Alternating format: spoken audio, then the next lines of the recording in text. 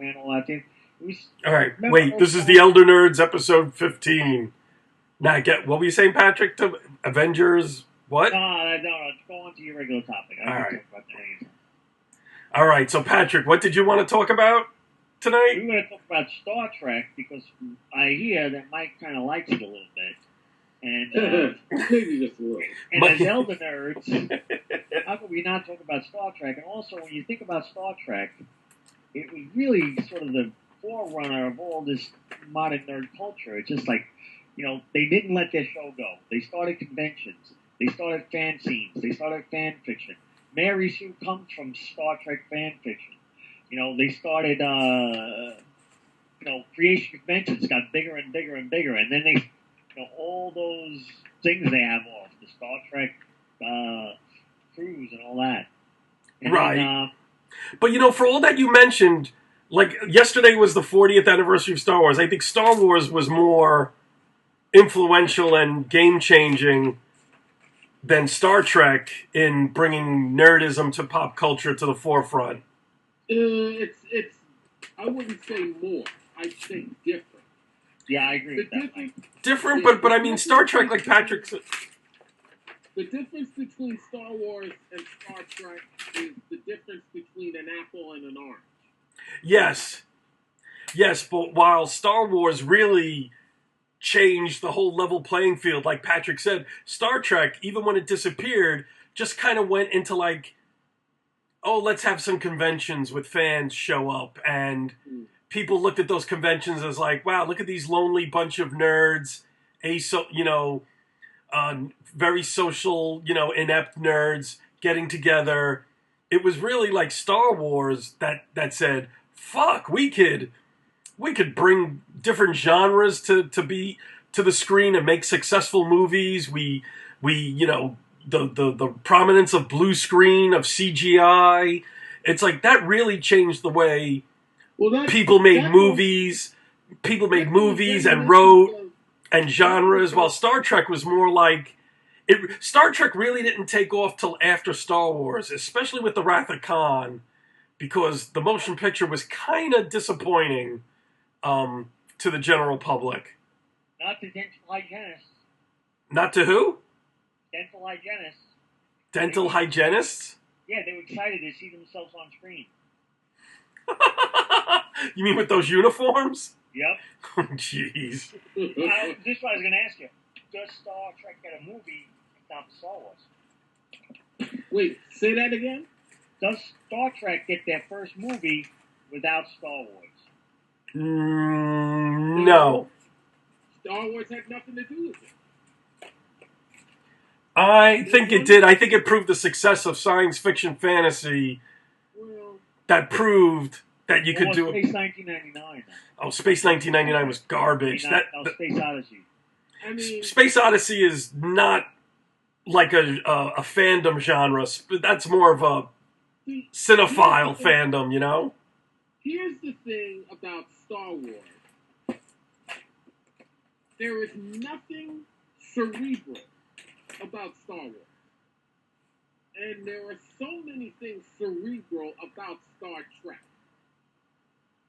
That is the major difference right there. Star Wars is pure popcorn adventure. Right, and that's why I think it was such an unmitigated success, more so than the next motion picture, the Star Trek motion picture, because people at that time wanted a fun, escapist movie, but even though it was fun and escapist, it was well done, like I said, and I think that led to a whole really changing of the world. Someone once said Star Wars changed the world, and I kind of think it did, more so than anyone else. I mean, Star Trek was a TV series where movies back then had way more influence for fashion, for discussion, for talk than TV shows at the time. So that's why I think, Star Wars influenced fashion, special effects, technology. You didn't get that with Star Trek in the 60s even. It was still, Star Trek in the 60s was like, well, if NASA succeeds in going to the moon, this is going to be the future of mankind. I gotta disagree there too, because how many concepts did Star Trek come up with that we're seeing at least the beginnings of in our everyday life today?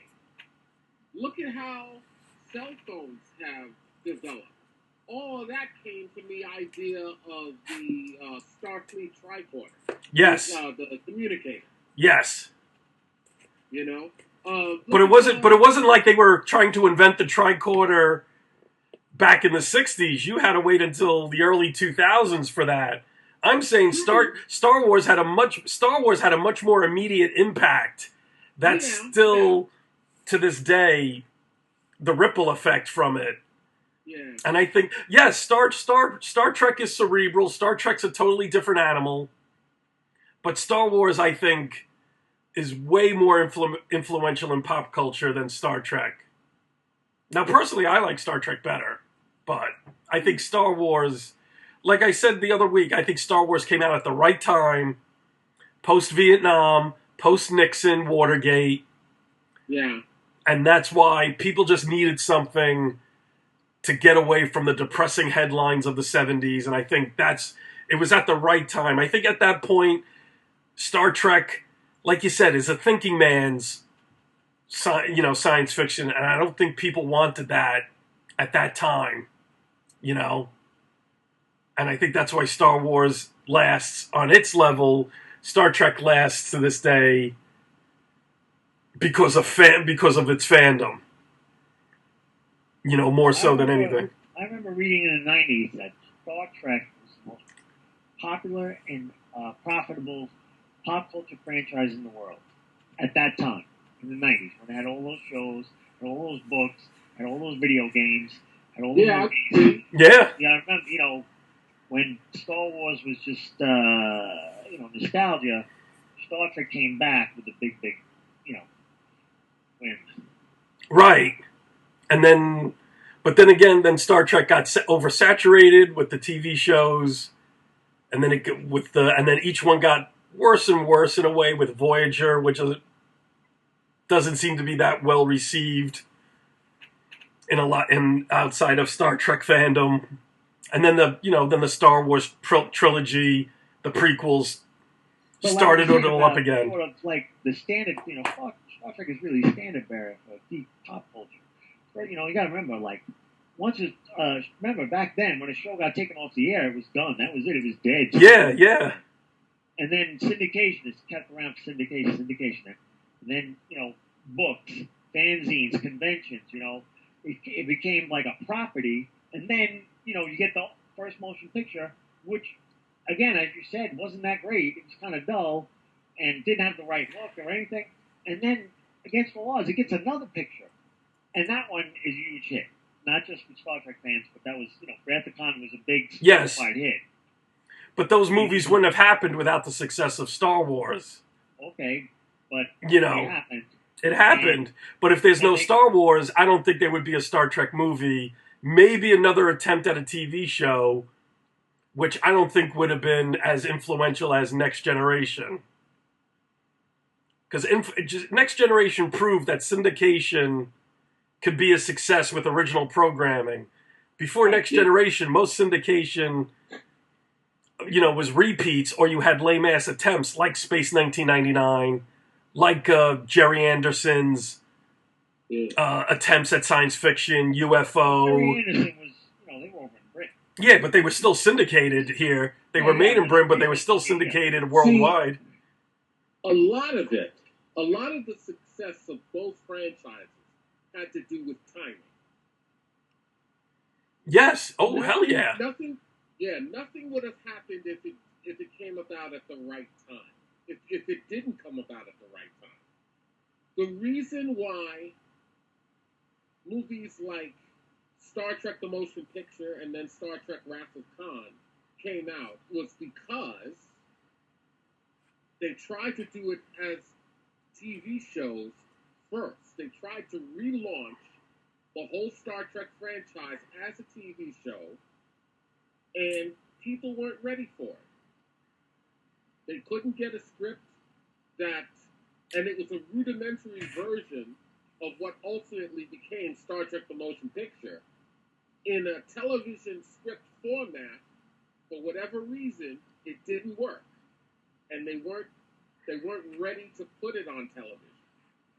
So it was the timing of it, and they said, "Well, let's retool it, try and do it as a motion picture. Let's make it for the big screen." And you've got a lot of people who are split down the middle about how good Star Trek: The Motion Picture was. But be that as it may, it did its job in setting the tone for Star Trek movies. People were ready at that time to see Star Trek on the big screen. And regardless of how well Star Trek: The Motion Picture did at the box office, it was enough that they said, okay, we're ready to do this. It's ready to be a franchise again. Right. And be in the forefront again. And then they came up with a follow-up, which turned out to be one of the best scripts in Star Trek motion picture history, which was Wrath of Khan. Right, but they wouldn't have taken that TV script and turned it into a movie without Star Wars, Close Encounters, that showed that big budget science fiction can work as a movie and be successful.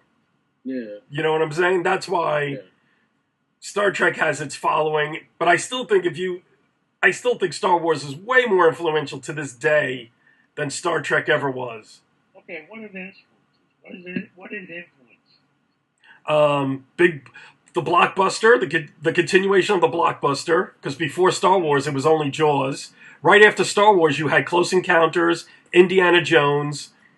Then you had, and then Spielberg and Lucas started doing all their little adventure movies, sci-fi movies, E.T., and that influenced more people to become directors that showed that you could do that type of genre as a big budget movie and be somewhat successful. Granted, there's tons of shit that was produced in that same time too, but you have the advancement of technology. Because Lucas, right after the Star Wars, right after Empire Strike, right after Return of the Jedi, started concentrating on re-releasing old movies, cleaning them up, and that led to the creation of Photoshop, which is probably the most popular computer app since the 80s. And, it created more people became writers of fantasy, of science fiction, of different type of genres, fashion, TV shows, way more than Star Trek. What fashion? I'm trying to think. What are people wearing? E-tops? Clothing, leather, vests, like Han Solo vests, clothing. I don't remember that. Yeah, they always do that goofy fashion at fashion shows, the sci-fi future thing. Princess Leia was a role model as a strong, independent woman, Okay. It's all that. That's a lot of influence. Then you had all the novels coming out when the movie stopped. And like I said, it influenced a lot more writers. Had tons more books than Star Wars ever did. Right, but they were only Star Trek books. I'm saying Star Wars influenced way more fantasy writers, genre writers, doing different things. Star Wars is way more influential, especially when it came to movies and technology. Like I said, Star Trek didn't let people run out and start inventing a different type of communication in the 60s. No one went, F AT&T or Ma Bell, let's do something different. You really had to wait until somebody invented the desktop computer and such until you got to the 2000s. Star Wars, I think, really influenced people like... Everybody holds their phone now. Yeah, they hold it like a phone. Well, they hold it like a communicator. Yeah, but do you think without desktop publishing we would have cellular phones today? Again, that influenced that. Star Wars influenced more people to get into filmmaking, CGI. Create CGI, create technology. I know Lucas. He did the sound company. Yeah, Industrial ILM. Yeah. Like I said, he's supposedly responsible for Photoshop. He's responsible for ILM, for sound, for light, for cinematography. Advancement of cameras, way more than. But I felt like he was like, I'm sick of the Star Wars stuff and doing this. I don't want to make movies anymore. But Well, yeah, that's what he did. That's what I'm saying. He started releasing old movies in theaters like Shogun Assassin, Lone Wolf and Cub, but he created the technology to clean them up to make them look better than from the old film stock, and that led to the creation of Photoshop, which is huge. What I would say is that the Star Wars and Star Trek franchises had a hand. They were influential in creating all these new genres and subgenres and changes in technology. But as important wait, Star Wars was a throwback to Flash Gordon. But we're saying about the technology and CGI and special effects. I understand the special effects. He said genres and subgenres, and I'm saying, that genre exists. Star Wars genres exist. Wait a minute. My point is that I wouldn't put the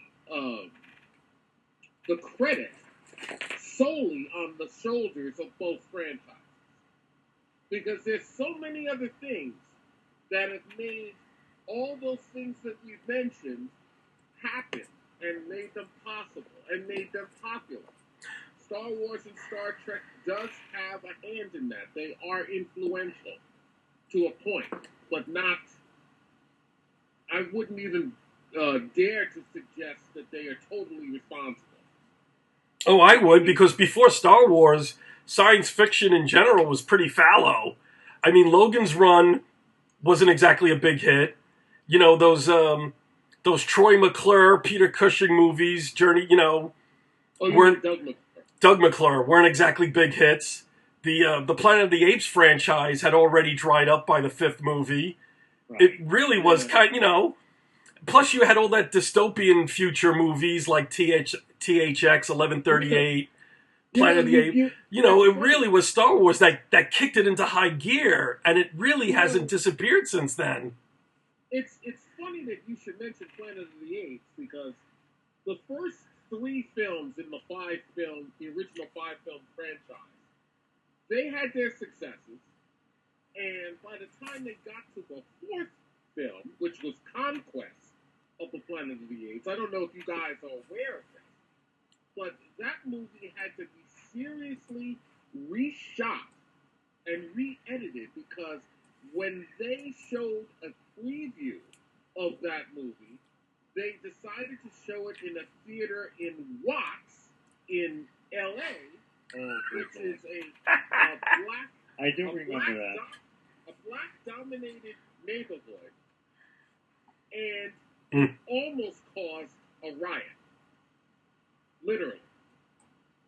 Oh, yeah, I kind of remember that, but, I mean, you're talking about another riot in Watts right after the ones in the 60s? It was almost responsible for starting another riot. Conquest was what, 73? 72? I think so.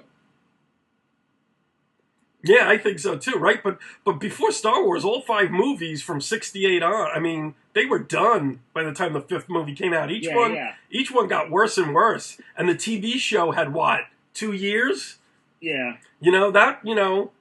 Like I said, I'm saying Star Wars kicked all these old dominant genres into high gear again, and made people went, wow, if we do it, because Logan's Run just came out the year before that. Nobody thinks of that as an influential game changer of a movie, because it really was. Nobody can let that. It really wasn't that good. And a TV series, they redid it. Yeah, that lasted a year. The TV series. So it's like, it's kind of like if you could put stuff out there, but if the audience doesn't click with it. What happened was, like you said, the technology to do that. Do you remember watching Star Wars and thinking, oh my God, how did they do that? How did they make that 3D chess? How did they, like everything just looked new and unbelievable, and like, I can't believe it. I'm seeing this on screen. Yeah, exactly. Like in Superman, like, could they have done Superman 5 years earlier? I don't know. No. Well, I think it would have looked cheap. I've always said this. Technology-wise. I'm just saying technology-wise. It's an interesting point that you brought up with Superman. If you look at the comparisons between Superman the movie and Man of Steel. Both films are products of the times in which they were made. Would you be able to see and enjoy and have a box office success for Superman the movie if it were made the way it was made now? I'm not so sure. What are you talking about, Mike? You think having 1978 special effects today, people would laugh you out of the movie theater? Exactly. Or are you talking about the tone of the script? That's my point. I don't know what your point is, Mike. What's the point? You just said it. That having 1978 special effects today? Not just the special effects, but the way the whole story The was same acted. script, same director. Yeah. In the same token, would Man of Steel, the way we saw it a couple of years ago when it came out, would it fly if it was made in 1978, 1979? Using special effects from that time, or the special effects we saw? I'm not talking about the special effects. Okay, that's what I asked you. Special effects. I'm talking about the whole You're just saying the script. You take you switch scripts and you get the whole package. Yeah, the tone of the script, yeah. Well, obviously we know the first Superman movie wouldn't work today because they already remade it with Superman Returns and nobody was happy with that. Well, but that wasn't really a remake. It wasn't. No, it wasn't. Because it continued on from it was basically a continuation of the Christopher Reeve films. Yes, with the same exact plot. Lex Luthor's going to do a real estate scam, and Superman's going to get in touch with. He's going to go back to the planet like he's never been there, and nobody's ever remembered him, and that kind of thing. It was dull. I'm not a fan of the first Superman movie, by the way. Just put that on the record. Oh, really? Really? God, you're so Irish. God, no taste. This is the thing I have. When everybody calls me on that, I go, okay, what was the best part of the movie? Not the best part. What's your favorite part of that movie? Superman 1. Favorite part of the movie? The rescue of Lois in the helicopter. Okay. Mike? Yeah. That's a close second. My favorite part of the movie is when, just after he saves that town by diverting the water from the first dam, he discovers Lois died. And then he starts spinning the earth in the opposite direction. Most of the time, I ask the people, you know what they say? What? Otisville. When Nick Beatty is your favorite part of the movie, you make a good Superman movie. Well, the people you talk to sound like idiots. I'm sorry to say. I basically my favorite part is because that whole scene with Lois and the helicopter is the epitome of the early Superman comics, if not Superman comics for decades. Yeah. He saves Lois, and he saves the city of Metropolis. Yeah. That's all Superman was. If that movie ended right after he saved that fucking helicopter, that would have been the greatest comic book movie ever made, because that's the epitome of Superman comics. Save Lois. For the next 45 minutes. Save Lois. Don't worry, ma'am. I've got you. You got me. Yeah. That's the epitome of the comic for decades. That was done perfectly. You couldn't get any better than that. See, I tend to count Superman the movie and Superman 2 as one movie, which ironically, they were shot continuously. There was no break in the movie between the first one and the second one. Right. But Mike, to get back to your point, I know what you're saying. Could Superman's tone in 78 be done today? That's a tough one because... Yeah, it is a tough one. No, because Superman's a brand. Superman's a brand that has a certain hokiness in today's cynical times. He stands for truth, justice, and the American way. He's a farm boy. He looks at the good in people. He's willing to believe in people. That's Superman. I mean, that's the comic book when it was created. You do have movies like that today, even over the past 15 years, like Captain Sky and The World of Tomorrow, which kind of has that Superman tone to it, and that wasn't a success. The thing is, Superman is such a 75-year-old brand. If you were doing the first Superman movie today, I think people would go see it, but would it be good? Would it be popular? That's a different question. Well, Captain Sky was a bomb, you know? Yeah.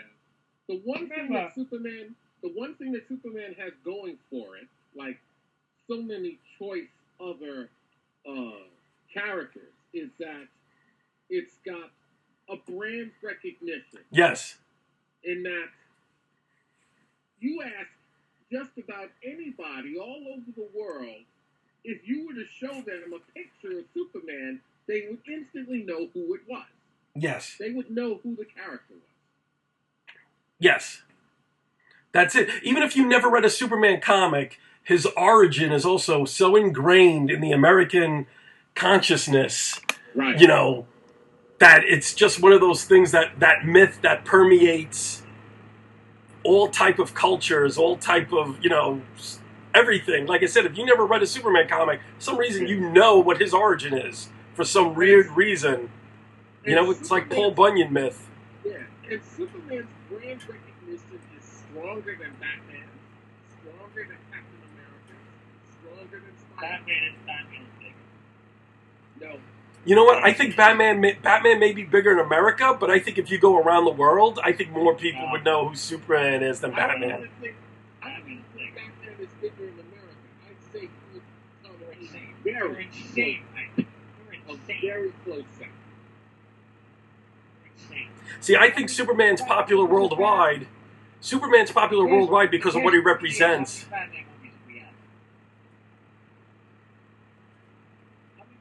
We had 2, 3, 4, 5, 6, 7. Well, that doesn't mean anything though. How many Batman cartoons we got in the past 3 years? I don't know. We've had a lot. How many Superman? Well, we've had just as many Superman cartoons, of course. One cartoon, and it didn't last. But the same guys did Batman the Animated Series. What, the Superman Adventures? That lasted, 3-4 years? No, that lasted longer than one season. There have been many incarnations of Superman in I understand he was the first guy, and he's been around, and he was in radio, and he was in the newspapers and all that kind of thing. But he's not that guy anymore. I'm sorry, he's not. He's not DC's #1 guy. He's not the standard bearer. Batman is. Batman's the guy that makes DC Comics run today. Batman is the guy who makes the movies run, and Batman is the guy who makes video games run for DC. I'm telling you, and the thing about DC for the past, since Man of Steel, John Byrne Man of Steel, is how do you make Superman work that people follow him? Because the theory is he's the standard bearer of our company. We have 2 comics dedicated to him every month, and nobody cares. That does not put a dent in Superman's brand recognition. Yeah, like I said, I think Batman's more popular in America because we're all bitter and cynical.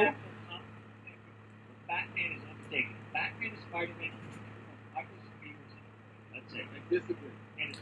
No, I think Superman is still more popular worldwide because of what he represents.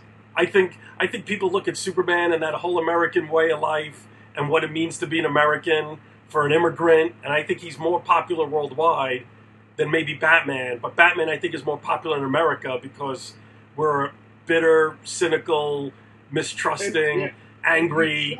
No, I just think they write better stories. I think even today they respond more to Batman stories. Gary Batman hit the nail on the head. Now I'll tell you something.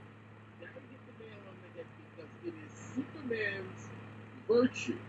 The virtue of his character alone carries him over the top. Batman has none. He has no virtue. That's really what the character is about. Batman is based on revenge. Yes.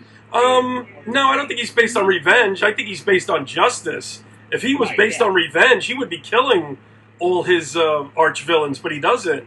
He puts them in jail. He goes through the justice system, puts them in jail, and tries to rehabilitate them in Arkham. He's not revenge. He's for justice. I agree with that too, because if Batman were to truly go by justice, by the dictates of justice, he wouldn't be Batman. He'd be a police officer.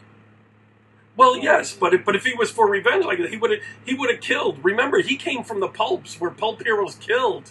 The Bob Kane and Bill Finger purposely said we're not going to let him kill once they got past those pulp roots. So, and he does. He takes the criminals and he drops them off. Yes, he is a vigilante, but he's a vigilante on the side of the law, not like the Punisher, who's a vigilante and is against the law. Batman drops off the criminals at Gotham Central and lets Jim Gordon and everyone go through the process of going through the justice system and our courts, and rehabilitates them in Arkham Asylum. That's justice. That's not revenge. That's justice. All that means is that Batman issues a lot more restraint than a character like the Punisher. Well, that's his virtue. That's his virtue. That's what Patrick's trying to say. He does have virtue because he doesn't kill. That's a virtue. And Patrick, Superman the Animated Series ran 3 seasons. 54 episodes. And don't forget, Lois and Clark was a TV show for a few years. Yep. You know, like I said, I think Batman's more popular in cynical America, but I think Superman is... That's a big part of it too. Especially in this post-9/11 world we live in. Yes. Yes. Because don't forget, Batman really didn't become popular. When Batman became the #1 DC guy. Yes, and he only became popular because of what Frank Miller did. He only became popular when Frank Miller made him cynical and bitter and angry and old. Remember, he was on the verge of cancellation up until The Dark Knight Returns. I don't see any evidence of that. Yes, you look at the circulation numbers. The reason... He's up there, guy. No, I'm talking about before 86. I'm talking about before 85. He was always... They were going to cancel the DC implosion of 78, 79. They were going to cancel Detective Comics. And the 60s, the TV show saved them. That's a known fact. And in the 50s, they had to go to that science fiction angle in those stories, those Dick Sprang stories, because science fiction comics were outselling Batman. So they figured, hey, if we put Batman in science fiction settings, we'll sell. Batman has never really been that popular until the late 70s, early 80s, with like the Englehart and Rogers detective stories, and then Frank Miller. Yeah. Superman has always been popular from 38 till about the mid-80s when his sales... No, I would say... No, sorry, I just read something the other day. The reason why... to the mid-70s, the reason why they did that Luthor and Brainiac revamps in 83 was because of declining sales. So, 83? I thought it was earlier. Was it 83? It was before the whole Dark Miller thing, wasn't it? I think it was 83, 82. I thought it got in the 70s. That sounds about right. I thought it was in the 70s. I remember the story. I remember he was getting that suit and Brainiac turned him into the guy. My environment. But I just feel like, okay, after Christ on Infinite Earth, you start Man of Steel, which was really popular, and John Byrne's run, and after that, I just feel like Superman totals the Earth. Yeah, I think so too. Batman became way more prominent because of The Dark Knight Returns in year 1. Definitely. Yeah. And then, Jason, Lonely Place of Dying, it was just like one big, Batman storyline after another. And then look at how many events every year. It was like, No Man's Land, Contagion, all those things. They were huge sellers. Think how many spin-offs Batman's got. He's got, 5 Robins? He's got Batgirl, Batwoman, Superman's got Supergirl, Superwoman, Superboy, and half the time they're not even around. Well, that just, like I said, that reflects on the cynicism, the way our culture became. Well, yeah, but you could say, you say that's a product of time. Everything's a product of time. But but you look at the way. But Batman can constantly reinvent itself. Yes. You know what I mean? It's what, like you said, the pretty dark 80s and that kind of thing. Yeah, and that still seems to be in effect today, and I still think it's a reflection on American I don't society. think it's as hard as that. I don't think it's as hard as people say. I think Batman went from like sort of like um, that angry ninja that Frank Miller made him to sort of a know-it-all jerk in the 2000s, and now they're kind of doing something a little different. They seem to be going back to what he was in the 60s and 70s, I think. He seems to have... He doesn't have that hard edge anymore. Because after a while, that does run its course, you know? Like, Yeah. you know, Grant Morrison in the late 90s made him this, like, incredibly superhuman, which was, like, always 10 steps ahead of everyone. And was, like, you know, very cold and calculating. And then, like, you know, some people still dig it, but then after a while, it's kind of like, yeah, you know, this guy has a family. How can he still be this, like, cold, you know, bitter, cynical asshole? So I'm kind of glad they're getting away from the Grant Morrison superhuman type of thing. But, Yeah. but like I said, I think the way American values have gone down in the last generation or two, I think Batman was a reflection of that. And I think that's why, like, Patrick's right. I think Batman is way more popular now because of, you know, the big events and all that than Superman. But Superman, I think, is more of a worldwide brand than Batman. I don't know. That'd be interesting to talk to somebody from China or the Middle East, someone trying to get to America, like who they. On my American Bigwig's website, mostly Brits, and I'm asking them to see what they say. Yeah. See what they say. You know, like someone trying to come to America. You know, Superman is the immigrant story. You know, and I think that's more. Moses. Yeah, exactly, and I think that permeates more with people around the world than because they go, oh, we could go to America and be like Superman. You know, I don't know. Yeah, but if you look at the Justice League cartoon, like you said, Gary, that sort of calculating, he can, you know, I sometimes I look at that Justice League cartoon and go, what is this guy, a god? Batman? And meanwhile, you see Batman, like he dodges and throws some like smoke bombs or something, they blow up and wait for Batman. Meanwhile, Superman's getting punched all over the screen by some, you know, like Giganta. You know, like, wait a second, that's Superman. What's that? What's going on over here? Yeah, I think. But I mean, you had to do that. You had to even it out. It's tough to say, why does Superman need aggressive? Yeah. Did you know, I remember. They made him godlike in a lot of ways. Yes, and that's why they had to depower him, yes. You know, this was an unsubstantiated rumor. Batman. What? About Batman. Oh, Batman. Remember the Tower of Babel story? Yes, they had to. Yeah. After it was just like, oh, Batman can beat anybody. You see it all the time. It's on even YouTube. You see it like, oh, if Batman had time, they're like, no. Don't the time in the world would get him to beat Superman. Not even Frank Miller's thing. Exactly. Everybody remembers, like. You could just. Yeah. Everybody who loves Batman remembers, like, oh, Batman kicked Superman's ass in that. It's like, he got in a couple of shots, he used some electricity, but everybody forgets. Once the kryptonite dissipated, Batman tore off that armor in, like, with a shove, and the fight was over. Yep. You know, people forget that it's like... And that's the thing, Batman's playing. He knew he had to fake his death. Yeah, exactly. But here's the thing, Mike, you may remember this. I don't know if you do, Patrick. Do you remember, like, when they were going to do the first JLA Avengers crossover in the 80s by Perez, and that never came to be? I remember reading a rumor, and from some retailers, the reason is that DC was in charge of it at that point. That was their turn to do the book, like, come out through them. And the reason Marvel pulled out was because the original storyline had Superman just beating the living shit out of the Avengers. Like, you know, this is like, what, 82, 83, whatever, and just misunderstanding, he goes up against the Avengers all by himself, and he just beats the living shit out of them, and Marvel got pissed. And they're like, what are you doing? We have Thor. We have Captain America, and DC just went, we have Superman. We have a god. I think that's correct. We have a god that can move planets. We have a god, you know... Exactly. And they When I was a kid, Superman was just didn't see him being overpowered. I just, you know, like, and I just thought, like, Hulk, everybody, the Hulk, and I'm like, kill Hulk, kill Thor.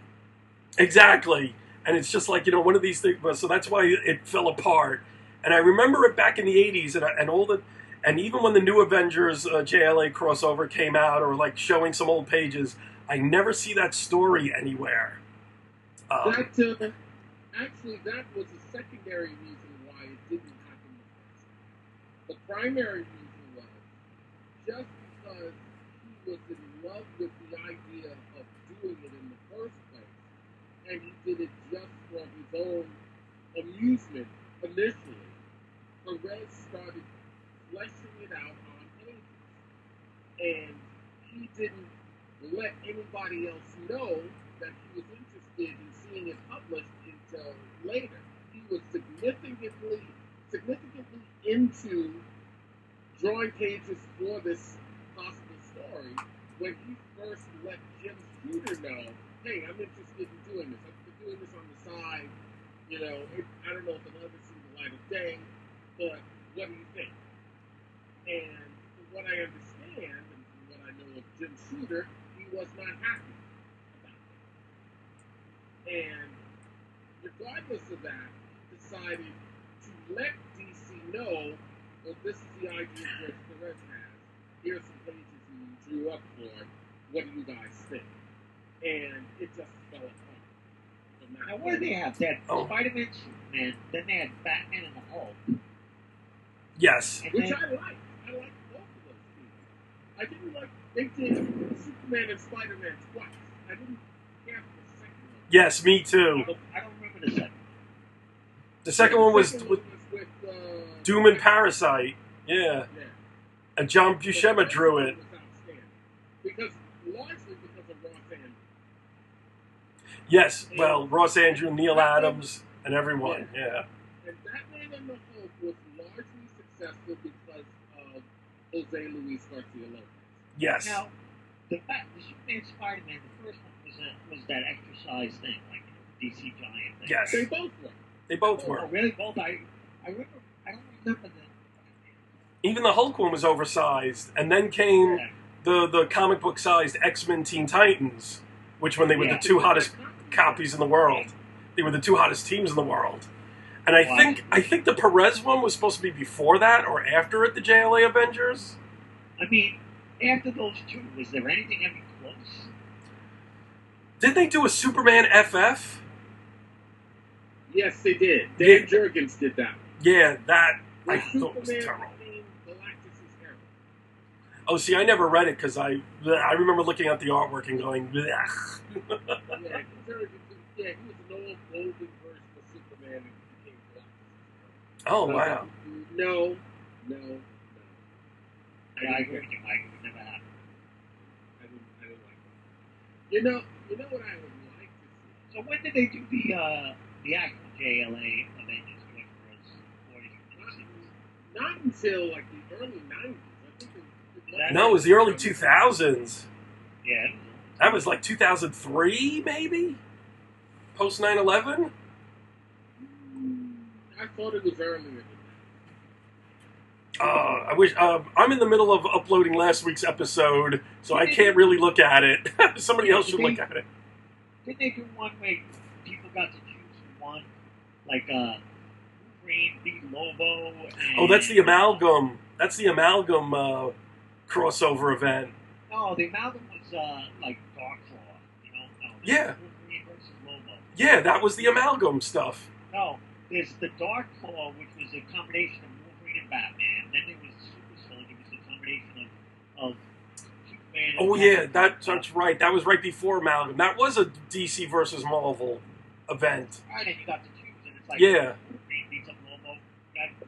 Yeah, and they had what you call it, Aquaman beating Submariner because he dropped a whale on him, which was total bullshit. I'm sorry. You're right, Gary. It was 2003. Yeah, I remember that. Like, I was just moving out of my apartment in Manhattan. How many issues was that? 4.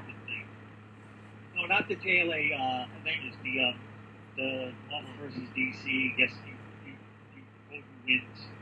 that one? Is Uh, No, I think it went 4 as well. 2 DC, 2 Marvel. right, Gary. Yeah, some of that artwork was Claudio Castellini. And I forget who else was doing it. I know. Why for some of these events they get such unknown artists to do these things? Like, Yeah, but Claudio Castellini is good. I wish I'd seen more of him. from the DC versus Marvel stuff. Yeah, I mean, he's done a lot of cool stuff. I mean, he did a smattering of Silver Surfer stuff for Marvel, and a few other things. I like Never heard of him. Yeah, I just remember I was not crazy about the art in that DC versus Marvel. The Amalgam stuff had some good art. Garcia Lopez and Kevin Nolan on Doctor Strange Fate. And, they had some good stuff, but I remember that DC Marvel thing. I wasn't crazy about the artwork. I think Joe Rubinstein inked it, which I like, but I didn't... Yes, that's right. Claudio Casta, whatever, I just remember Castellini. What do you think of the Stan Lee Imagine's DC Heroes? That's dark. Oh, fuck yeah. Holy shit. Quick. No, they were pieces of shit. They just, oh. Again, some nice art in some of them, but the stories were terrible. Now, he's done some inking, but he's basically known as a penciler. Claudio Castellini has done stuff like A lot of dirty Italian comics. Yeah, he won the 1999 Will Eisner Comic Industry Awards. No, he didn't win. He was a nominee. Right. Best penciler for work on Predator, Demon's Gold, and Dark Horse Presents 137. He's done Red Sonja. He's done Batman Black and White. He's done Conan.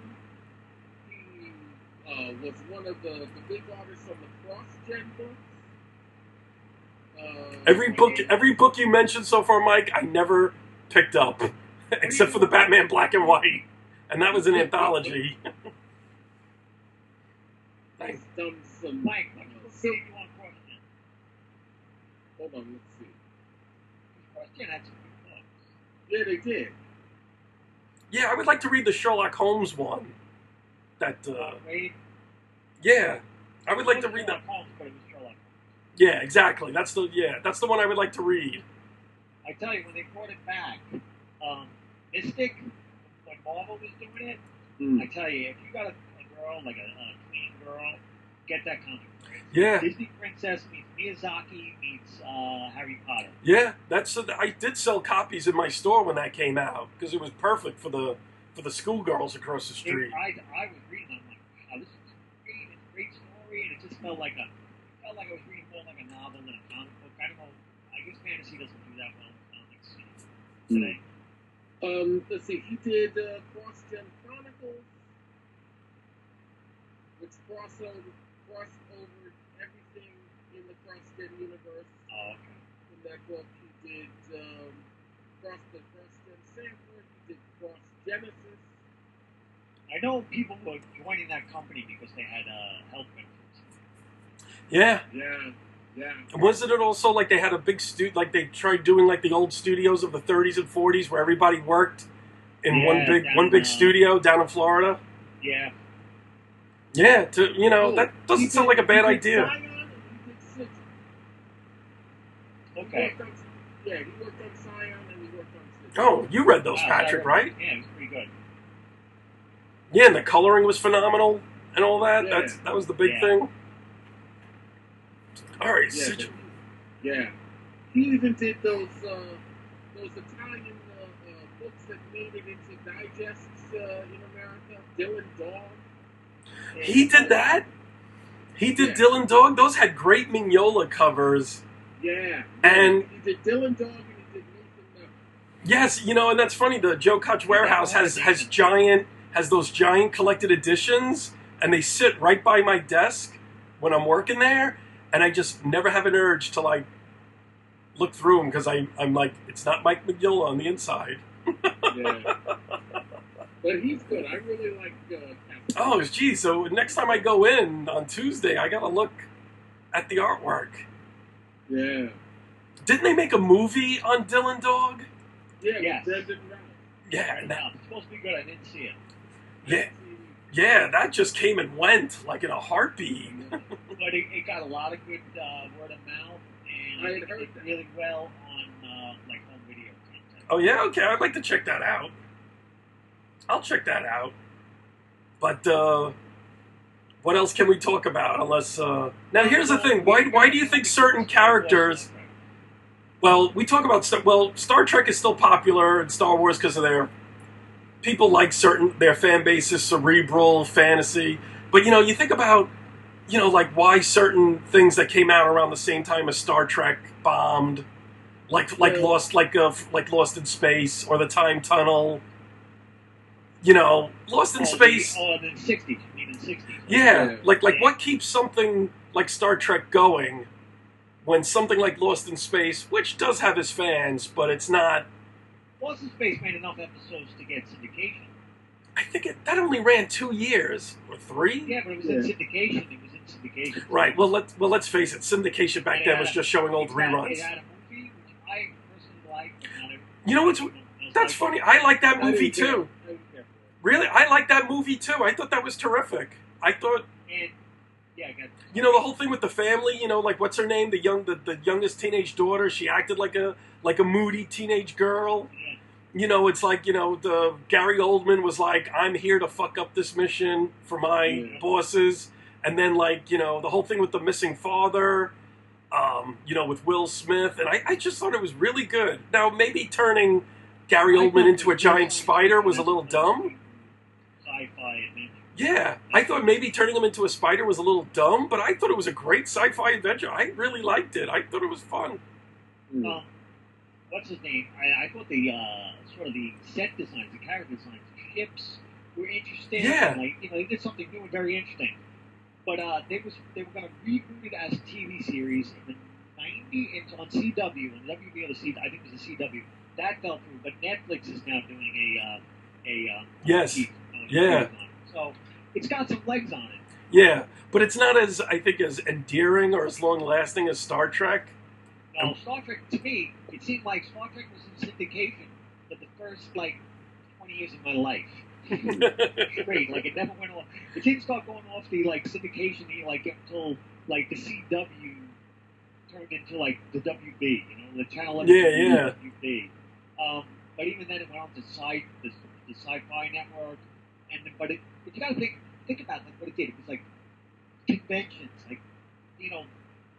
Well, it really perfected the convention in the 70s. Yeah. The first convention that I ever went to happened to be the first Star Trek convention ever. And it was held, and it was held at the old Commodore Hotel on 42nd Street in Lexington, which is now the... Which is what? You had to be, 7, 8? No. Yeah. I thought the first Star Trek convention was 1970? Right? It was either 70 or 71. It was off the air by then, right, Mike? Yeah, it was. It went off the air in 68. Yeah. And I think, Mike, our old friend C.J. Henderson and his friends went to the first convention too, and they said they dressed up like Klingons when no one else... And they said they saw you, but they didn't talk to you. That could be very true. But yeah, there were people hanging, sitting on the window ledges, at the hotel. It was to get in. That's how packed it was. Oh yeah, it was a small room, right? A couple of small rooms. But it took off from there. Yeah, look at creation. They're a multi-million-dollar, maybe $1 billion company. Yeah. This is how creation started. Yeah. I remember I used to get that news. I don't know if I've ever been to a Star Trek convention. I don't remember. I remember my buddy Jimmy Sullivan went to one when we were little. And I remember I put together a couple of Star Trek models, and I liked the show, but I don't think I ever went to a convention. It reminds me of one of the funniest, truest stories that I've ever heard that came out of the Star Trek convention. Shatner was a guest at one particular convention, and afterwards, after his appearance and his speech, he's walking down the hallway of the convention, with the I guess one bodyguard and the convention organizers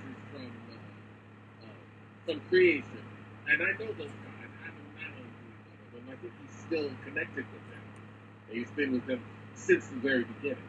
But they're all walking down this corridor after Shatner had appeared in the Grand Ballroom, and somebody, for lack of using the word attacked, because I guess it was an attack of sorts. There was no punches that was thrown or anything, but this fan hit William Shatner with a banana cream pie.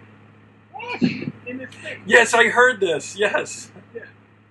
Shatner never didn't go to conventions, any conventions, for 10 years after that.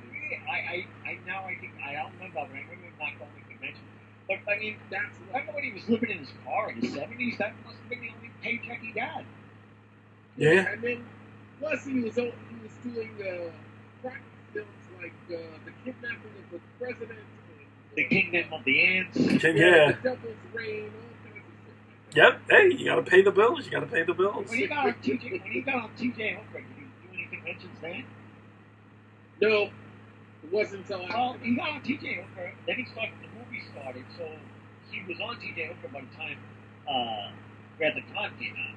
Yep. Right. And he had two different wigs on that Yeah. stuff. But it wasn't until significantly after TJ Hooker went off the air that he started doing Star Trek conventions again.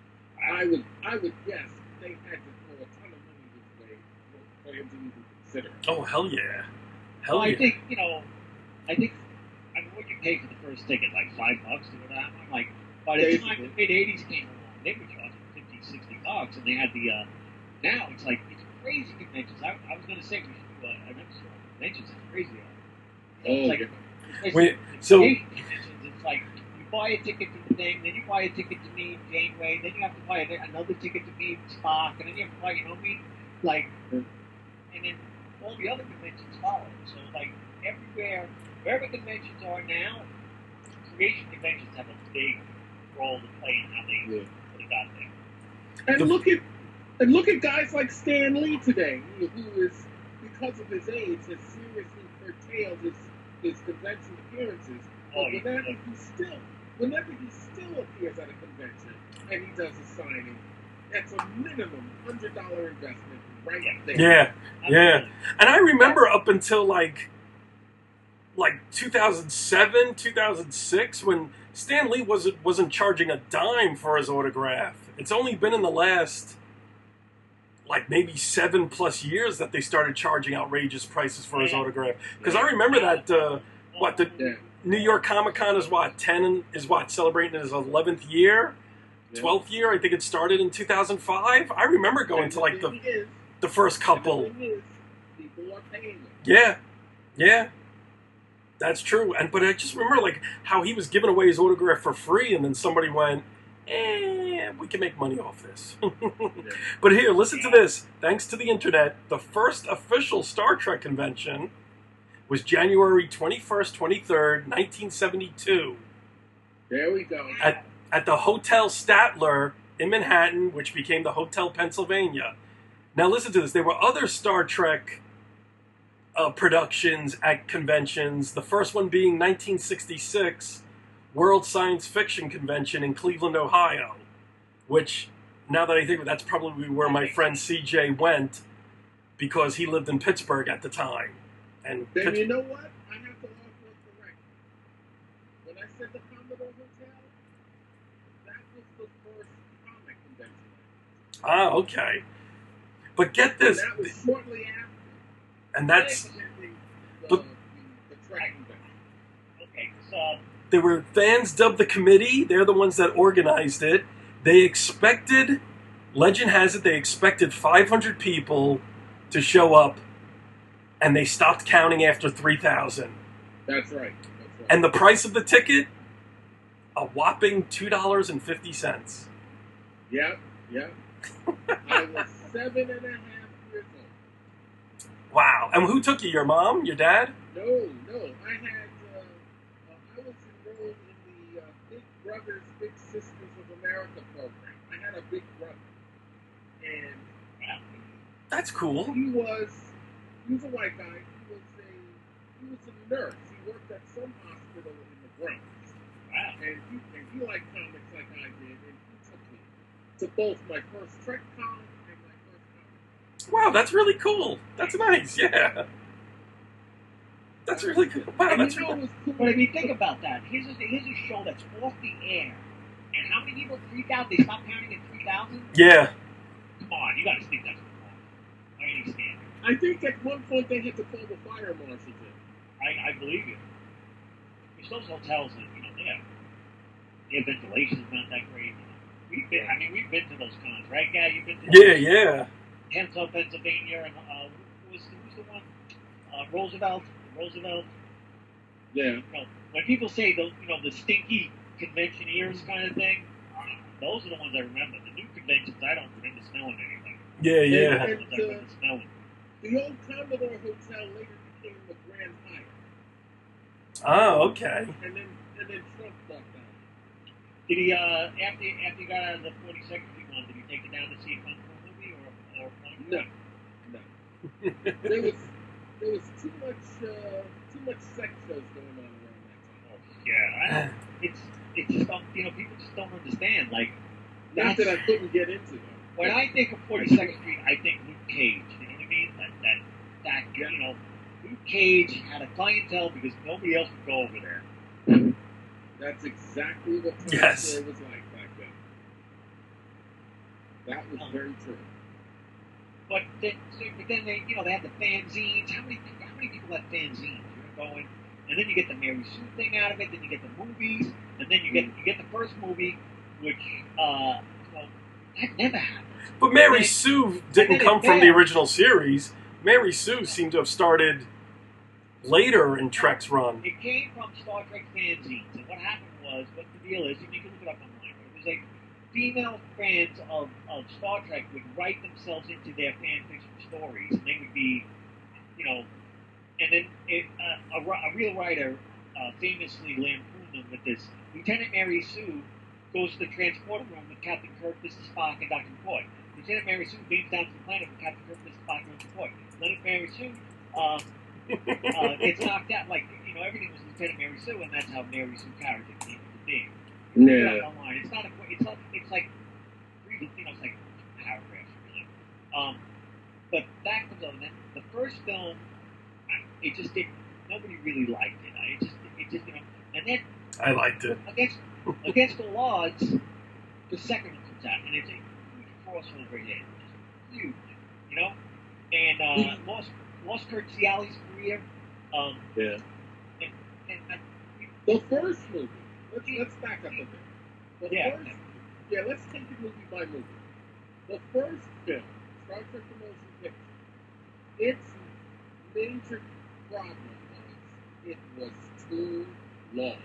It suffered from sorely needing editing. I think the first movie, the problem with the first movie was it was too cerebral.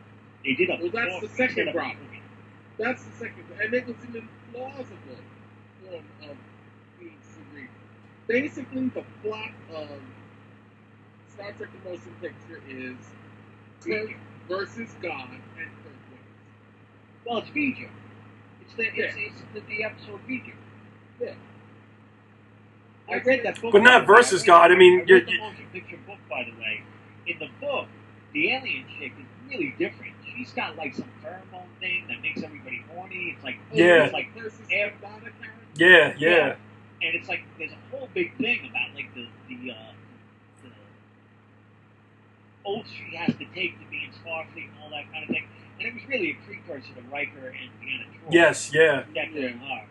And the whole thing, and how it almost feels. Well, I guess in the movie it does it too, but definitely in the book, it almost feels like Kirk is stealing that ship away from Decker. He is. I like Persis Kambata better when she was in Nightfall. She was in that. Wow. Stallone and Rutger Hauer. Yep. Yeah. But that first movie wasn't about Kirk versus God. It was about, you know, a child looking for its parent. Harlan Ellison's original draft was he wanted to have Kirk versus God, and the studio said no.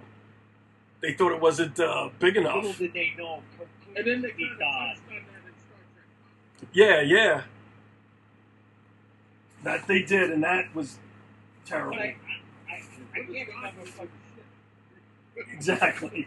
I don't remember exactly everything. I remember there was a lot of hype. All the Trekkies came out, and everybody was talking about Trekkies. And you remember, by that time, Trekkies was a household word. And Beat Me Up, Scotty was in the lexicon, and Yeah. But being a Trekkie or Trekkie wasn't a term of endearment. It was more like derogatory. Yeah. No, I never thought that. I mean, Trekkies. For non-Star Trek fans, it felt derogatory. Yeah, I know, but still, it's good nickname. I'm a Star Trek fan. I'm a Trekkie fan. But I don't remember that being received that well. I remember that graphic design. It had such legs. Word of mouth. Yeah. And people I know that like are not into that stuff would see it, and they were like, because they'd seen that syndication shows on. They were, when the ending comes, they really felt it because they saw Kirk and Spock like every night at dinner. Exactly. Over and over again. Yeah, and Spock. When you heard that Spock was going to die, they were killing off a major. Yeah, I didn't hear that. I got it. I didn't know. I went to the theater. I just saw it. I was like, Oh, really? We knew it before going into it that he was going to die. It was in all the Starlog and Cinema Fantastique and Fantastic Films, and it was just like, they're killing off Spock. I ended up reading that book, too. And Savick in the book, correct me if I'm wrong, Mike, was half Romulan. And Spock shielded her through the Vulcan Academy and Starfleet so they wouldn't, find out. I had heard something about that. And there were a couple of scenes in the book where he was like, listen, you gotta be careful. And that's why she was sort of much more breezy and, casual than this was possible. Huh. Yeah, I just read something very I get so. interesting about the development of Rapid. After the release of the motion picture, executive producer Gene Roddenberry wrote his own sequel. In his plot, the crew of the Enterprise travels back in time to set right a corrupted timeline after the Klingons used the Guardian of Forever to prevent the assassination of John F. Kennedy. This was rejected by Paramount executives who blamed the poor performance and large budget of Star Trek The Motion Picture, which was $46 million. Wow, that was huge. Yeah. On its plotting pace and the constant rewrites Roddenberry demanded. As a consequence, Roddenberry was removed from the production and, according to William Shatner, kicked upstairs to the ceremonial position of executive consultant. Mm-hmm. Art Bennett, the new Paramount television producer, was made producer for the next Star Trek film. According to Bennett, he was called in front of a group including Jeffrey Katzenberg and Michael Eisner and asked if he thought he could make a better film than the motion picture, which Bennett confessed he had found really boring. When Bennett replied in the affirmative, Charles Bloodthorne asked, "Can you make it for less than $45 fucking million?" It's Hollywood in a nutshell. If you make a more exciting movie for $30 million, you're on. Bennett replied that, and I quote, "Where I come from, I can make 5 movies for that." That's hysterical. But everything went right. Christy Alley as Savick was just a great addition. I think the uniforms were so much better. Mm-hmm. It was just everything sort of came together, right? Ricardo Montalban was at his hammy best. And you know what was funny? In the original TV series, if you're a Starfleet officer and you're wearing a red shirt, you knew you were doomed. You knew by watching a red shirt officer come on the screen he's gonna die. And then in Wrath of Khan, they made everybody's uniforms red. Yeah, So maybe they you did that didn't know who was deliberately. going to die at this point, which was kind of brilliant. But the thing about Roddenberry, remember, I think we said this before on this podcast, that he basically got kicked off Next Generation because he was not allowed to write anything at all. That's right, because they kept telling him their biggest complaint was there's no conflict in what you're suggesting. Conflict is what drives the story forward. Mm-hmm. Praise conflict. Yeah. That's from So, have you Cerebus. guys read any of the books? That's from You Cerebus. guys read any of the books at all? Yeah, I have. I've read several of them. I read, my favorite one is The Final Reflection. It's about Klingons. I don't know if you ever read that one. I think I have. And then I read some of the Peter David ones, because I really like Peter David. They were okay. Did you read that one? It was Next Generation, and it was the officer's switch program, and Picard got a new first officer. And it was almost like following the script. He just kept saying, "No, I'm not going to do that. No, I'm not going to do that. No, I'm not, whatever orders Picard gave me, he wouldn't do it." And for some reason, at the end, everyone went, "Oh my God, you're the best." I'm like, what? But then Peter David got his own spin-off series with a guy who's basically that character with a completely different name, had his own ship.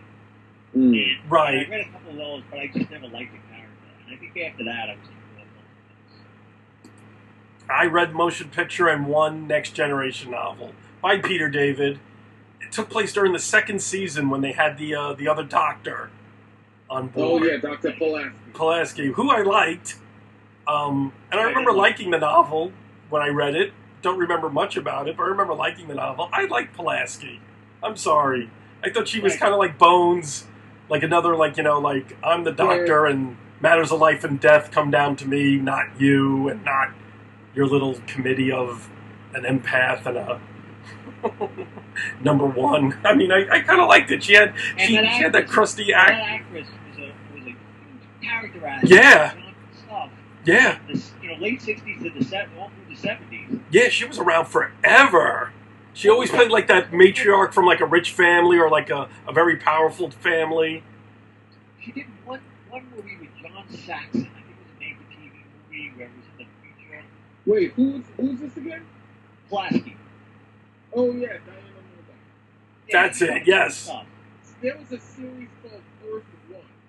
I think that was the one you're talking about. Maybe that's it. Yeah, maybe that's it. Yeah, it was called Earth One. I liked her. I liked her better than Gates McFadden. What was that, Mike? Ted Cassidy was in that also. I never watched Earth One. Right, but I don't think it lasted more than I think it was. Yeah.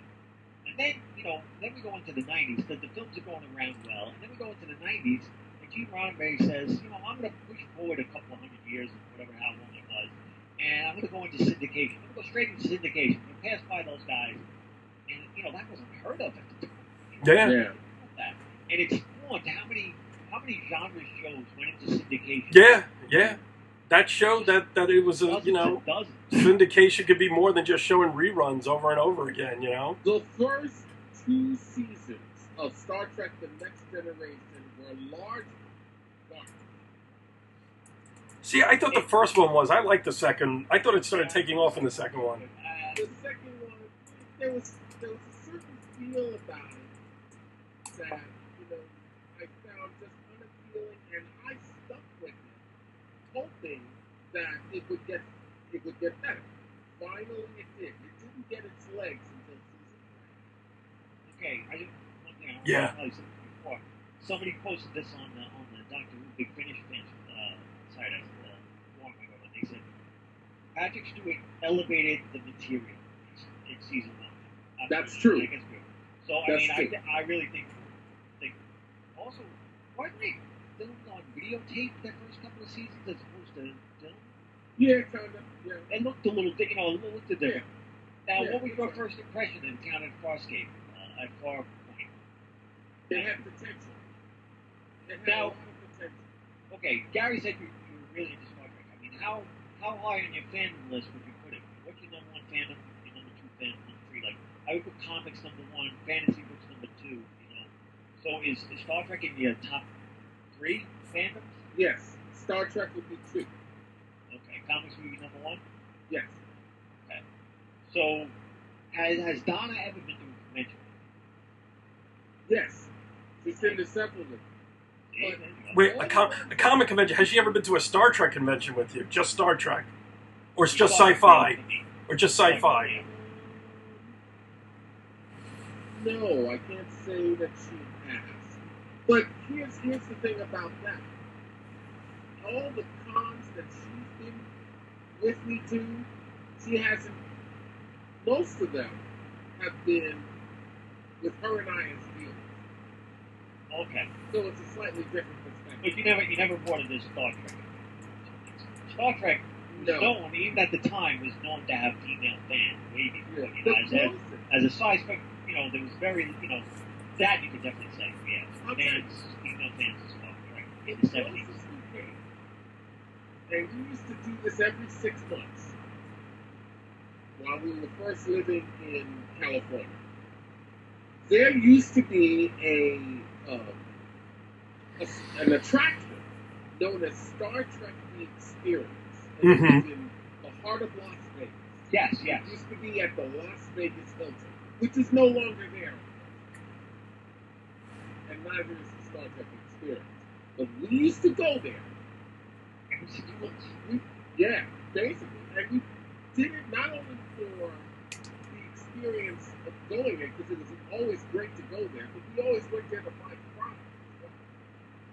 Because we'd go there, we'd always get a great hotel room package that was associated with going to see the next, going to see Star Trek The Experience.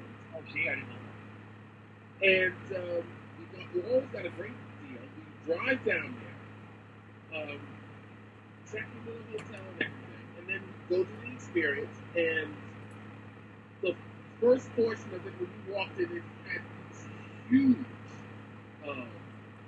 models, and I'm talking gigantic models, of the Enterprise, D, and Voyager. Oh, yeah, suspended from the ceiling. All lighted up and everything, all lit up.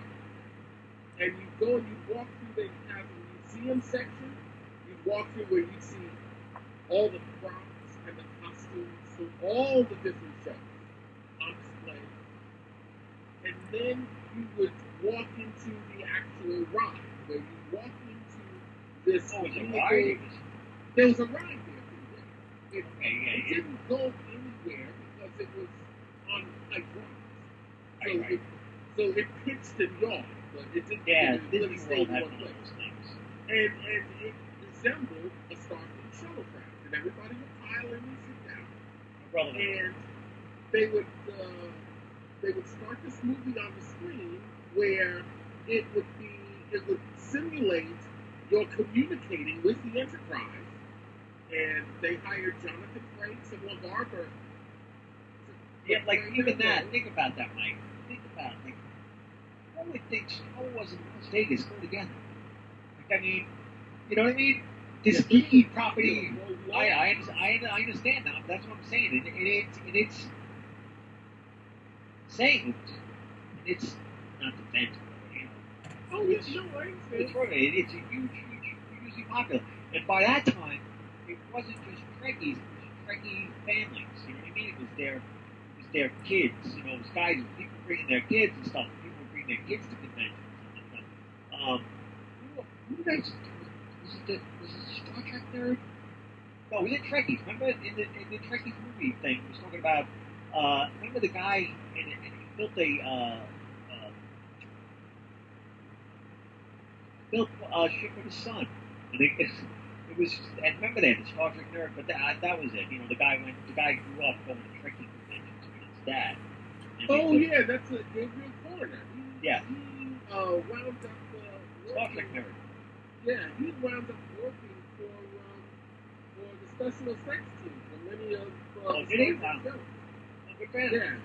From Voyager on. Yeah. And then you got this, got the syndicated show that goes all around the world. It's not just,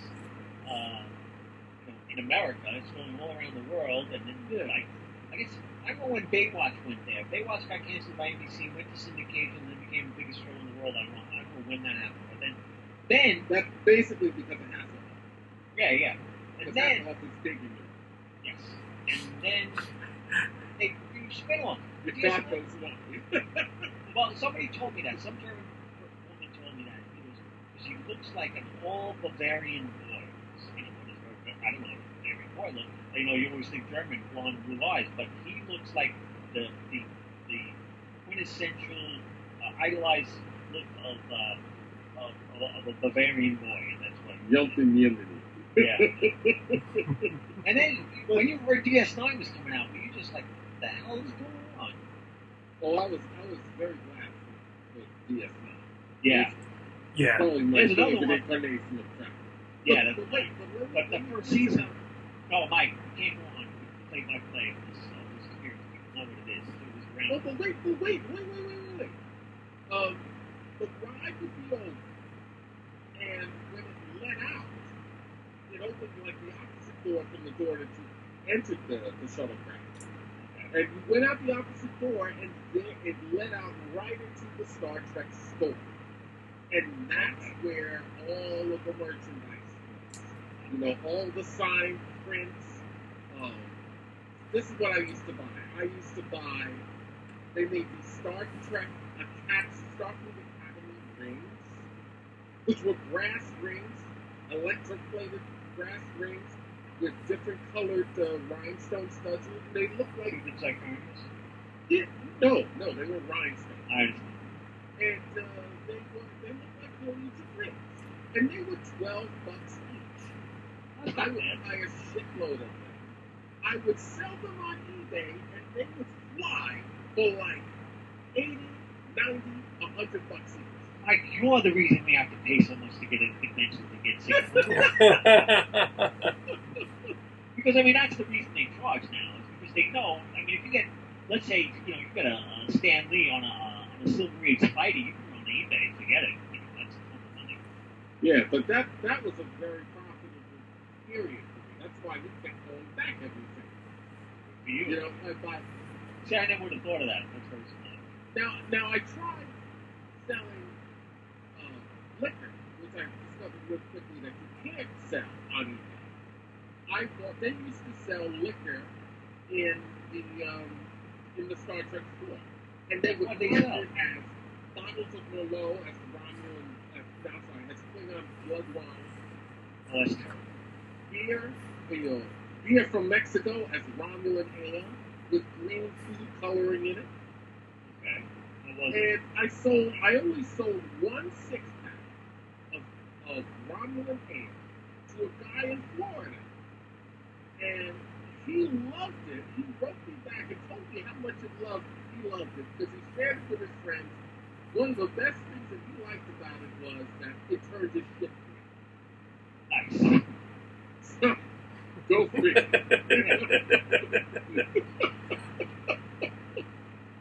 Well, you know what? I didn't really get into Star Trek until my brother went to college and he came back as a Trekkie. Like, I liked it as a kid. We always watched the reruns, but my brother came That's back. funny. He went to college and came back as a Trekkie. Yeah, he and his friends would get into it. So we really got He didn't get laid in college. We actually ordered the FASA books. Like, remember the FASA books? The RPG FASA? Oh, yeah. I still have some of them. We ordered the Romulan and the Klingon one, which I heard are worth tons of money. I can't find the Romulan one, but I still have the Klingons. Shipwreck Nation manual on that. And I remember going over that. I'm a big Klingon fan. And then I bet you the complete strategists in New York may still have it.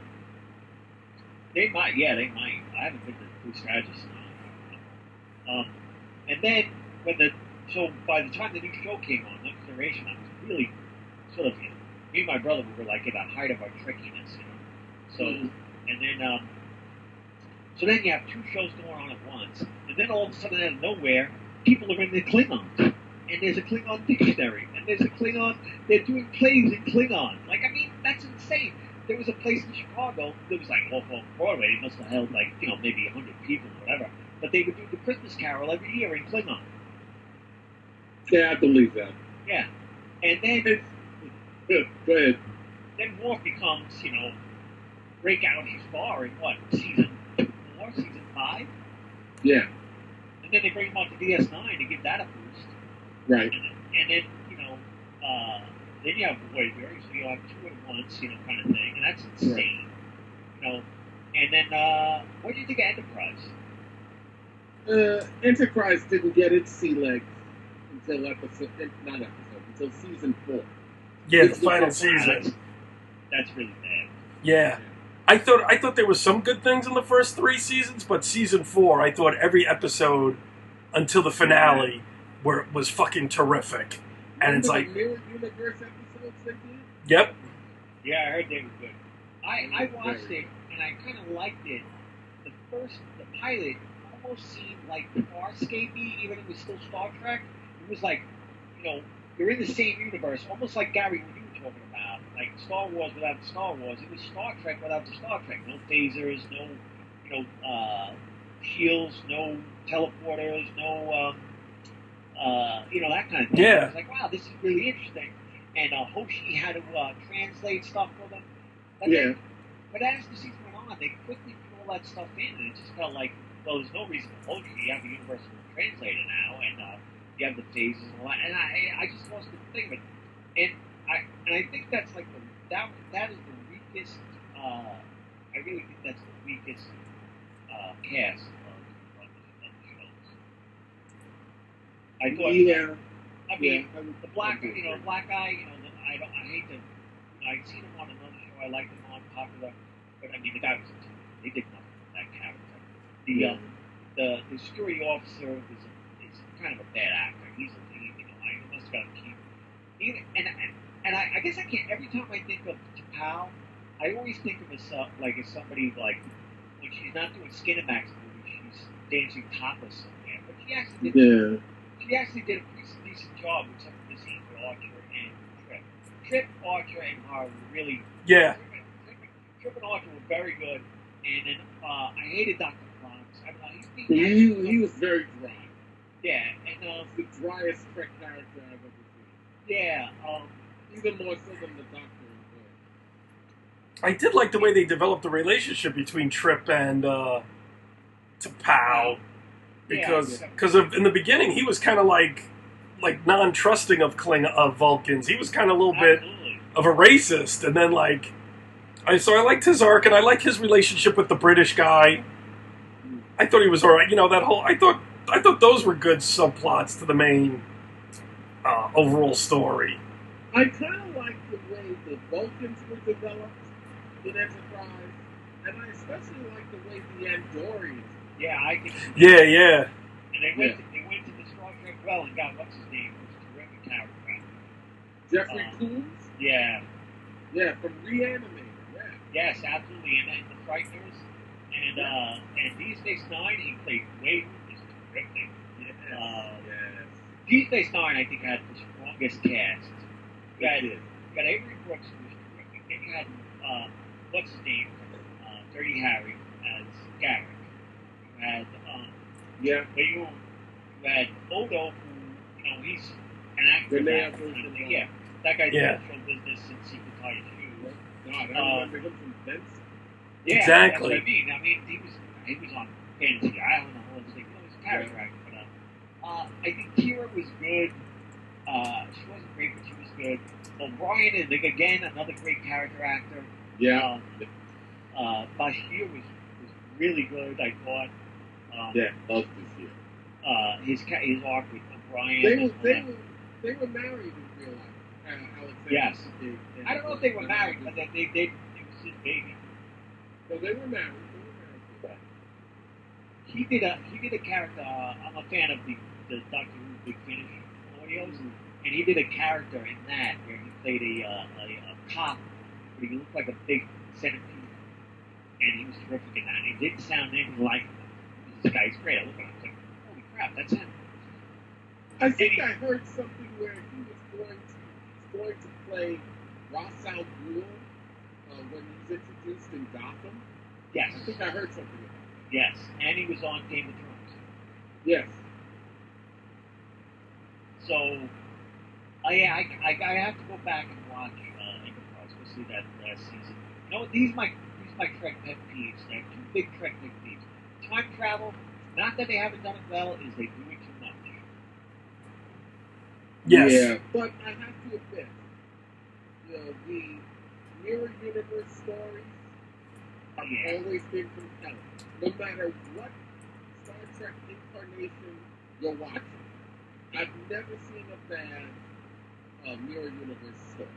You know what really shocked me in DS9 mirror universe? Cisco went over there and he had sex with Dr. Q. Blew my mind. I was like, whoa, taking a page out of Kirk. Because Kirk was something off. Yeah. God, by the way, Kirk was nice. Dramatically. Yeah. And my other pet peeve is sort of like Pinocchio thing. Like everybody wants to be human. First it was Spock, and that was cool because he was half human, right? And everybody liked him.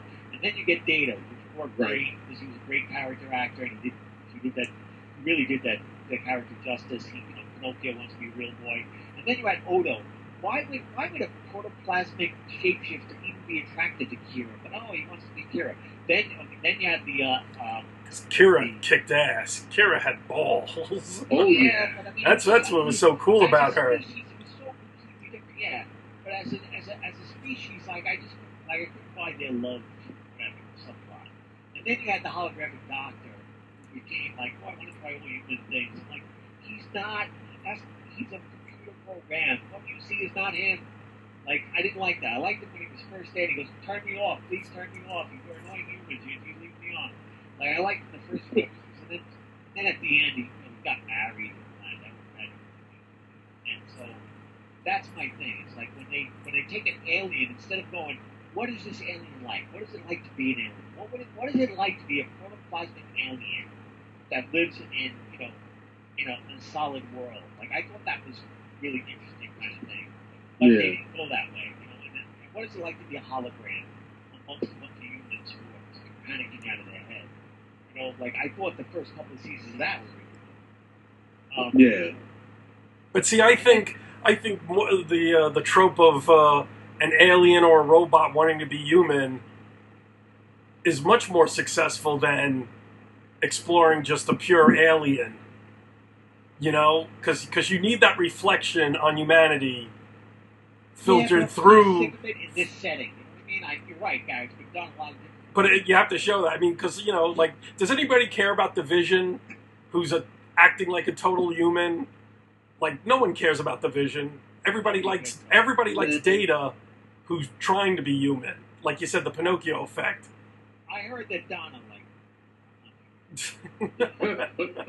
you know what I'm saying? I think you need that humanity filtered through the robot to but not in every show. Yes, not in every show. Look at the Klingons. They said, okay, we're going to take Klingons and we're going to run with it. You know what I mean? And they became popular. The Klingons were more popular than humans after a while. Yeah. Well, that's because they're a warrior race. They were the one true, mirror reflection of humanity, showing humanity's awful side. Some of the best next-gen episodes involved war. Oh yeah, and that whole Klingon storyline about family and honor and duty, those are great. I like Patrick, I like the robot alien human trope. What I hate is the dream sequence / holodeck trope, where it's like they'll do an hour in a dream, like a TV show that does a dream sequence where they go back in time to like the Old West, or they do something in the holodeck, and it doesn't affect any future storyline. Like, it's like, oh, the holodeck, our hour's up in the holodeck. The hour's up, now back to, nothing is everlasting when they do a dream episode or a holodeck episode. That's the trope I hate the most. Yeah, those Dixon Hill episodes did absolutely nothing. Yeah, the Sherlock Holmes ones, the Dixon Hill, they did nothing for me. Even Yoshi, had an Enterprise, had a whole episode in the holodeck where she fell in love with some dude on a planet, and that just the holodeck's fixed. All right, I'm out. The Western episode they did on the holodeck, that had potential. Yeah, but I mean, at the end of it, you still have to reset back to the present day. Yeah. So I just never see what's the point of doing something like that? You know, it just those bore out of me. Did we lose Patrick? I thought I heard a bloop on our. Yeah, we lost Patrick. You did? Yeah. Yep. Are you still there? No, he's gone. He's gone. He's gone. Well, hopefully he'll call in again. That he had problems with his handheld, with his microphone earlier before we got all connected. But I was going to say the Next Generation was actually filmed on 35 millimeter, not videotape, in the beginning. And they're saying that's the problem why you can never have all those episodes remastered on DVD, because it would cost too much.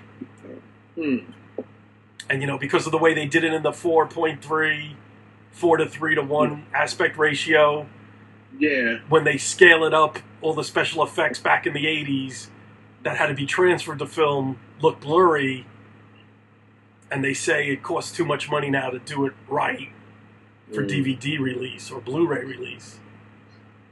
And Now, where's Patrick? Call in. Don't tell me maybe Patrick had a heart attack. No, that's awful to say. Yeah. Well, we're past an hour and a half. We're at an hour and 36. No, I still got time. Oh, okay. Now, Oh, wait. Is he trying to call back in? Oh, wait. Come on, Patrick. Call in. Idiot. Can't even friggin' work a microphone correct. But what were you going to say, Mike? I was going to say, now, have you followed any of the internet fan shows of Star Trek? No, I have not. And you're the second person that asked me that. Someone I'm friends with on Facebook from Texas. This guy's like you, Mike. He's a huge Star Trek fan. You two know more about Trek than anyone. And he keeps saying, have you watched the TV show? Have you watched the web series? Have you watched the fan-made stuff? And I'm like, no, I just don't. Well, not only do I don't have time, I figure, to me, it's not canon. It's not what I watched on TV. There's two major ones. One is called New Voyages. And I'm forgetting the guy's name, the guy who plays Kirk on that, but he has made his living for many, many years as an Elvis impersonator. And right then and there, that invalidates him for me. Hey, man, the guy's just trying to make a living, Mike. You can't. That just does not work. Hey, man, we all got to pay the rent. You know, come on, man. You can't judge him by his career. You know, he wants to play Elvis. But Good for him. Yeah, that one is kind of like subpar. Although they go through a lot of lengths to try and get it right production. But there is this one show on the internet. It's called Star Trek Continues, and it picks up from where the original 79 episodes leave off. Right, I've seen advertising for it on Facebook. Those are phenomenal. Really? I will highly recommend Star Trek Continues to anybody. It is the truest representation and feel. It captures the feel totally of the original series. The acting is good, the stories are good. The first episode I saw was an episode called Fairest of the Law. And it picks up where the original first Mirror episode, Mirror, leaves off. And it does it from the Mirror Universe perspective. It is a great, great show. It really, really is. Okay. I highly recommend you check it out. And the Paramount is cool with it? There's been no conflict with Paramount over it, or? There has, but it hasn't been to the point of the accident where they basically just cut that shit down. Yeah. And wasn't there also a Sulu web series for a while or something? No, but Sulu has guest starred on one of these two. I think he guest starred on the New Voyages. Yeah, okay, alright. I remember there was some hype over that. Yeah. But the guy who plays Kirk, his name is Vic Mignogna. And he actually comes from a voiceover, an anime voiceover background, where I think he's worked on Full Metal Alchemist and a few other anime shows. And he actually sings anime too. He can sing in Japanese. But his Kirk is very, very compelling. He's almost like he's channeling Kirk without taking it over the top. It's fascinating to watch. And this is called Star Trek Continues? Yes. Alright, at some point I'll try to watch an episode. But how are they doing this? How are they paying for the actors and sets and everything? At first they were doing it through donations, their personal donations of the cast and crew, and then they also did Kickstarter to help bring in money to make these episodes. And I think they said they were going to stop at 11 episodes. And I think they're up to either 7 or 8. Oh, how long have they been doing it? For at least a year and a half, almost 2 years. Oh, really? Oh, okay. Yeah. And what is it, like whenever they finish an episode, that's when they premiere it? It's not like it's on a schedule or anything? No, it's not on a schedule or anything. And they've gotten some big names to participate in it. Let me go to at least the Wikipedia page on it. Now, the other one, the New Voyages, that was like a totally new ship. And no, it is also taking place in the original 5-year mission of the Enterprise. Oh, okay. Weren't there? It's good, but it's not as good. Right, but wasn't there also other fan web series where it was like a totally different ship and a totally different crew? Yeah. Yeah, I remember when those started. First, I don't even remember the name of the first show that I watched on the internet that did it, but when they did it, and they went to the opening credits, the music they played was the theme to Galaxy Quest. And I said to myself, well, this isn't going to last long. Yeah, that is pretty... I like the theme to Galaxy Quest, but it's not... That's pretty dumb. Yeah, that's pretty dumb. Yeah, it is.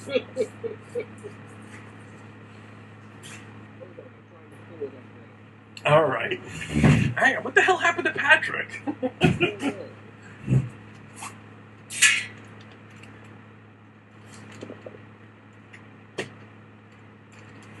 Okay. Star Trek Continues is a fan-created, non-canon web series set in the Star Trek universe produced by a non-profit charity.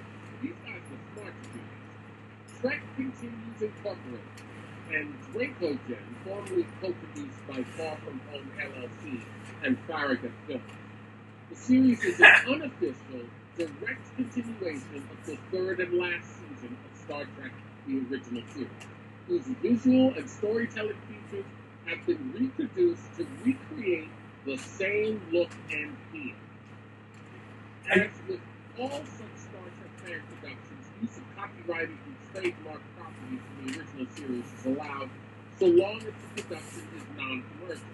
A portion of the funds necessary to produce the episodes was raised through successful Kickstarter and Indiegogo campaigns, to which thousands of backers contributed.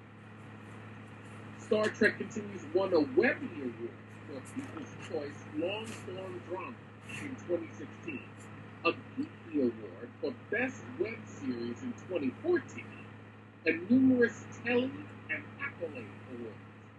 The series has been very positively received by critics who praise the quality of the production and stated that the show has set a new standard for Star Trek fan films. Oh, wow. Now, you said they're only doing 11? I think so. Oh, they're not doing and like... I think that was their plan all along. Oh, okay. They're not doing like a 2 seasons, 4 and 5 of like so many episodes. Oh, okay. Yeah, they first started off doing short vignette films, and the first one they did was they recreated the end of Turnabout Intruder, which is the final episode of the original series. And then they started doing new material. Oh, okay.